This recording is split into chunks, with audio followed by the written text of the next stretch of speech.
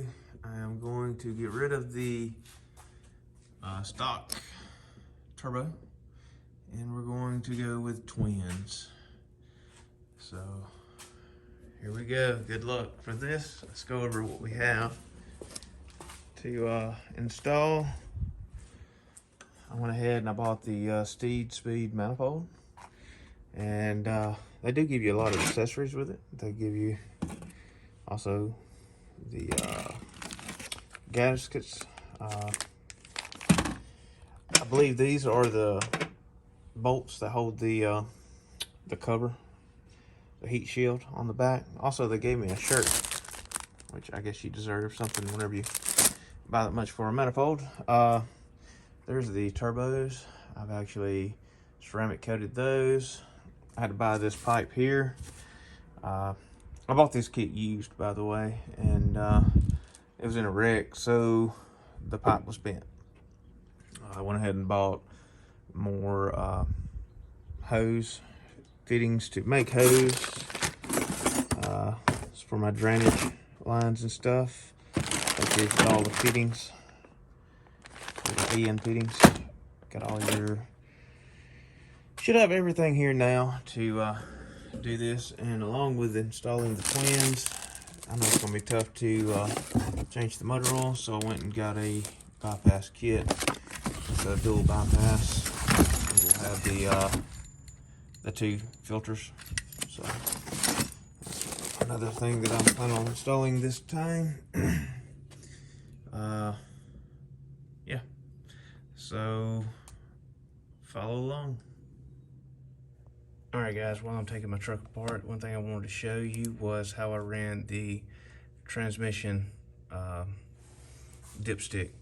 So if you look down here, see how I've mounted that little bracket to hold it from the air filter or air intake, and it just happens to fit just nicely right in between the turbo and down.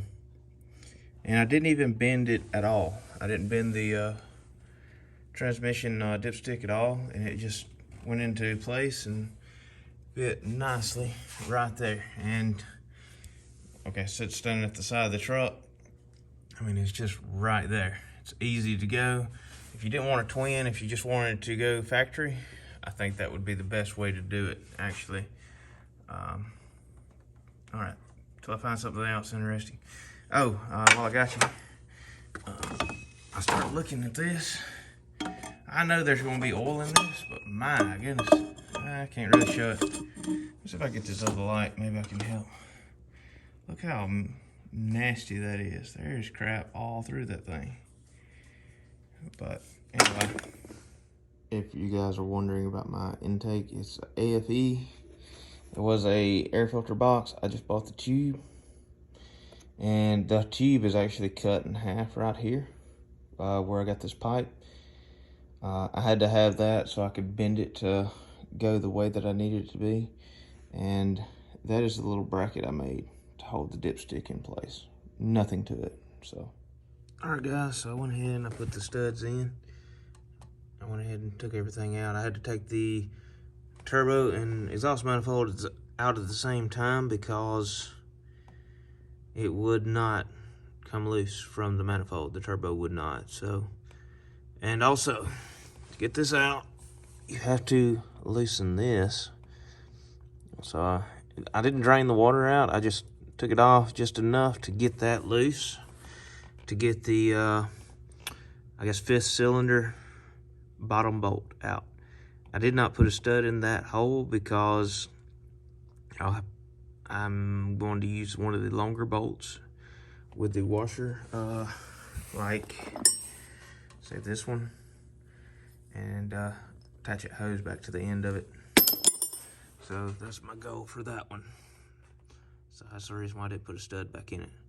I went ahead and turn this light, put the Amsoil feeder for the filter right here. I'm just going to point because I can't reach it. So that, I went ahead and put that in, and trying to see which way I need to run my hoses. All right, so real quick tip, if you can't get this out with doing the tap on the side, let me see if I can get it back clear.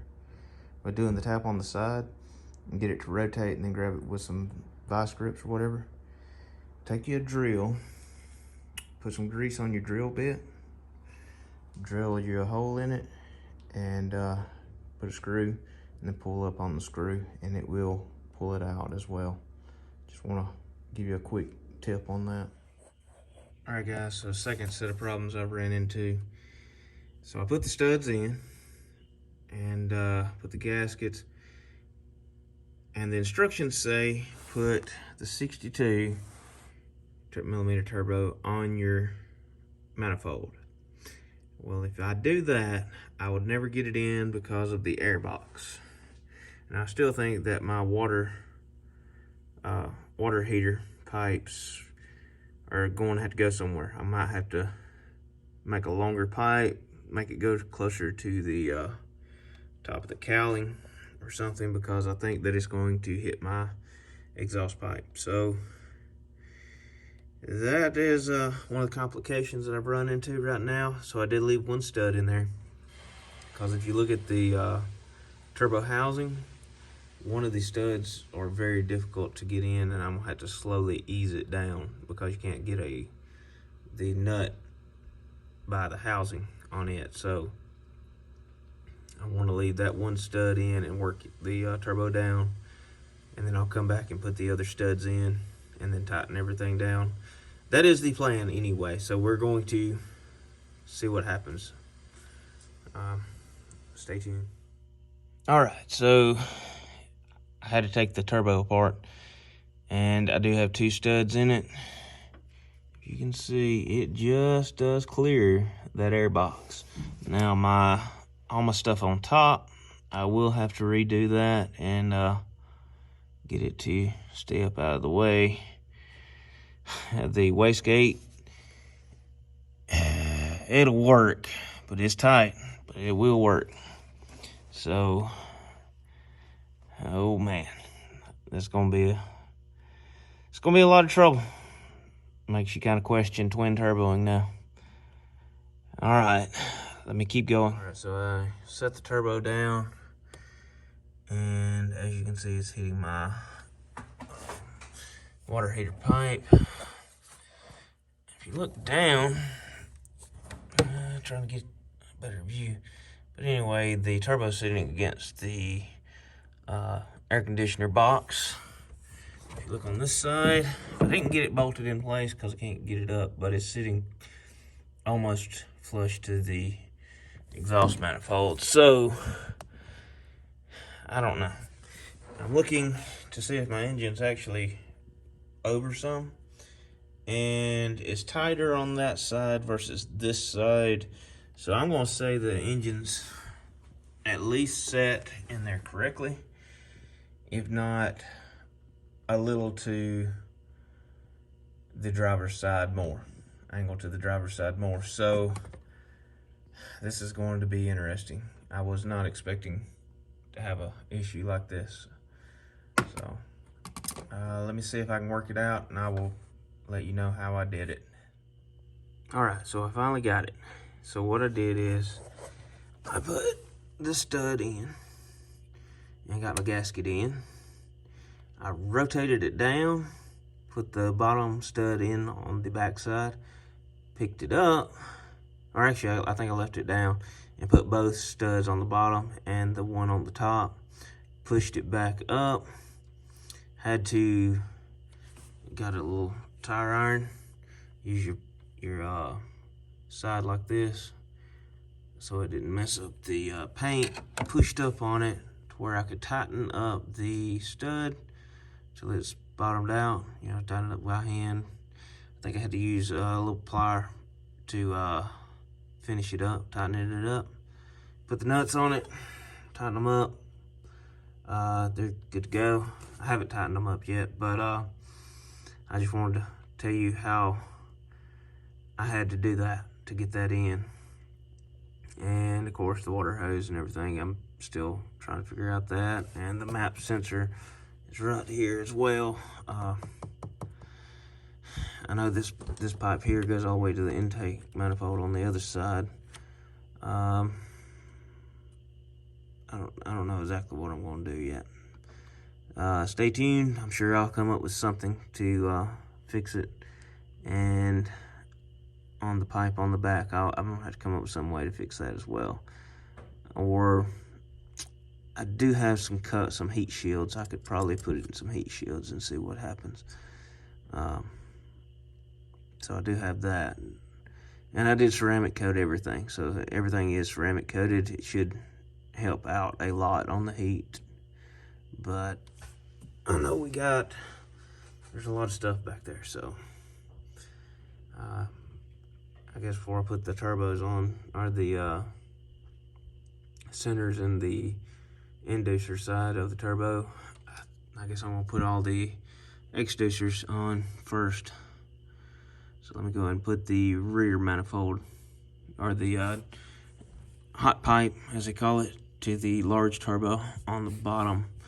And let's get that in first before I go any further, in case I have some more problems. I think the centers and the inducers are going to be a lot easier to put in than the exducers. So, all right, stay tuned.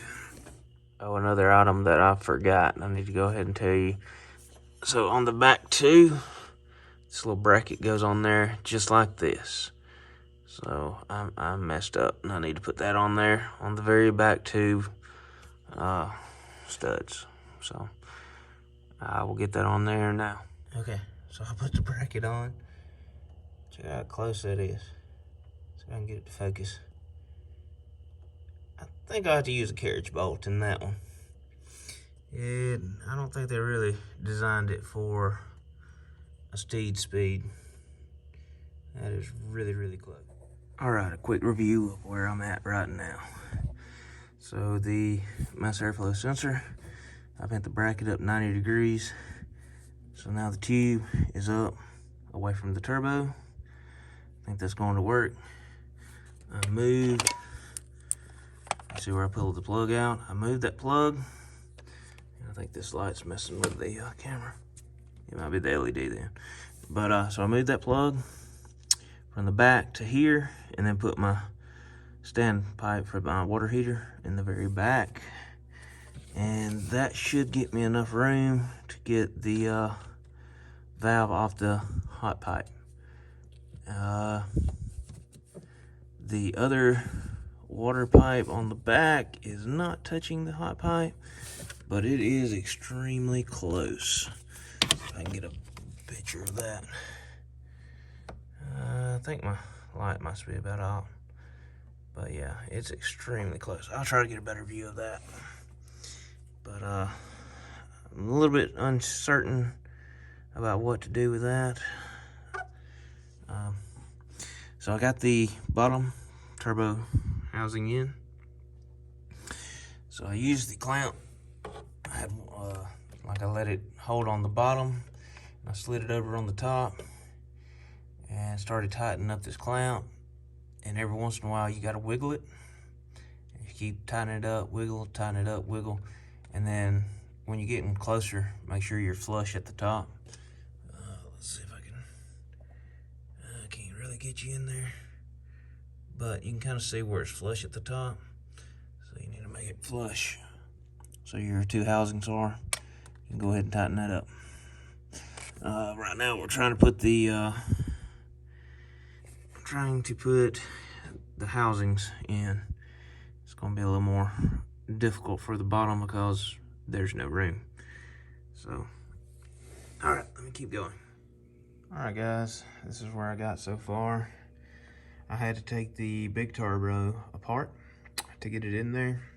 I couldn't put it in there with the intake housing on, so I did have to take the center out, put the center in the exhaust manifold, then put the intake side on. The small turbo, I could just set it in there and bolted up. That wasn't that big of a deal. All right, guys, to do a follow-up. So I got my corrugated pipes in all the way down for the drain.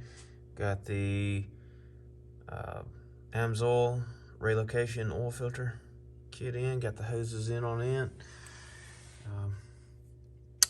Put my oil lines in. That's how I ran mine.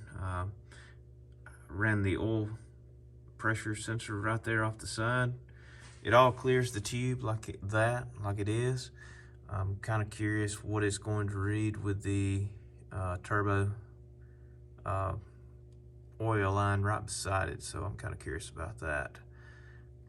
So this is my upper line. I put the long end at the bottom and the short end at the top, so try to keep it real low. There's my 45, goes up around, comes over the tube and goes down. I can't show you the other turbo, but you do have to put that oil fid on the small one. I mean on the larger turbo, you do have to put that on before you put the housings and stuff in, the center and the inducer. If you don't, then good luck getting that. That's going to be very tough. So yeah, just remember that. Or if you leave your inducer on the bottom, you might well know the bottom has a large plate for the inducer, so you'll never see it. Best thing to do is before you put the center and the inducer on the top turbo, you'll have to do that. Now for the drain, I even took the inducer off to put the drain in. Now the bottom one, you can just look up at it and see the drain. I had all sort of issues putting those corrugated pipes in. I had to get a screwdriver and stuff the O-ring down in it.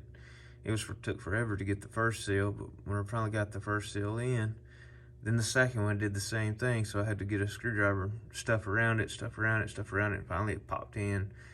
It was a pain, just to let you know. I don't know if that's how you're supposed to do it, but that's how I got it done.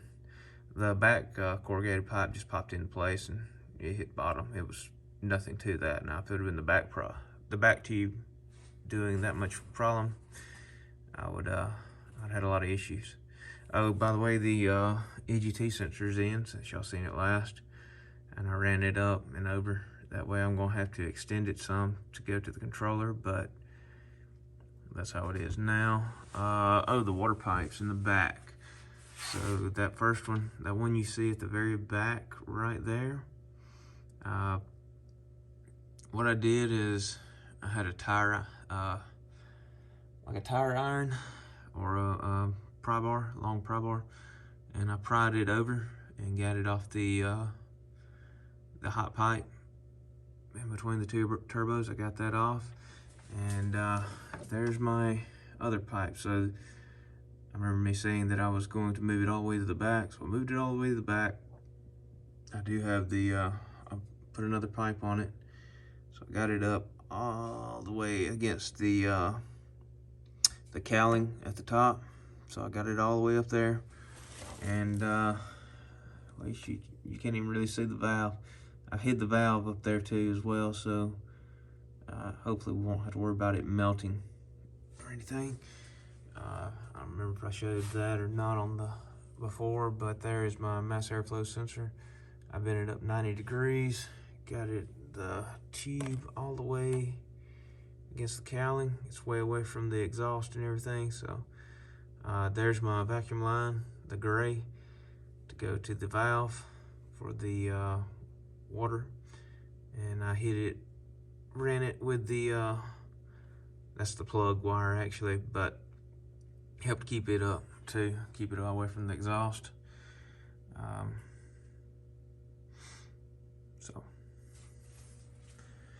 that's about all I got for now. Oh, let me tell you this. So this is a de-stroked air conditioner line. As you notice, it goes way out.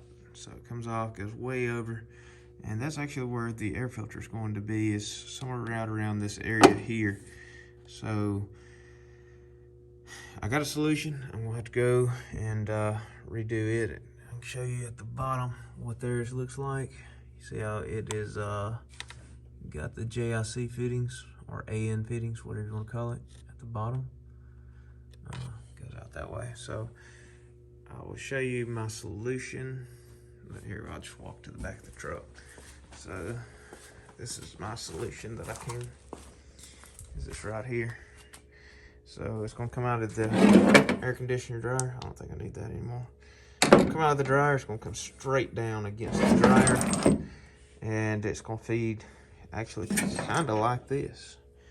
That's kinda how it goes. I need to back it out some, but it kinda goes like that. It goes out now. This is rotated, needs to be rotated the other way. But let me zoom out. So that needs to be rotated the other way, but that'll give you kind of the idea, and that will be out of my way of my air filter for the twin kit.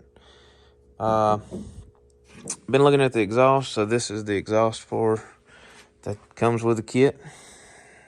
As you can notice, I don't weld that good. So problems so far, it is going to hit all sort of places. As you can tell, it had some problems going on before from the last guy, and I don't think he ever got it sealed. And if you look at the front of it, at the very bottom of it, it never sealed up. So gonna have to work on that.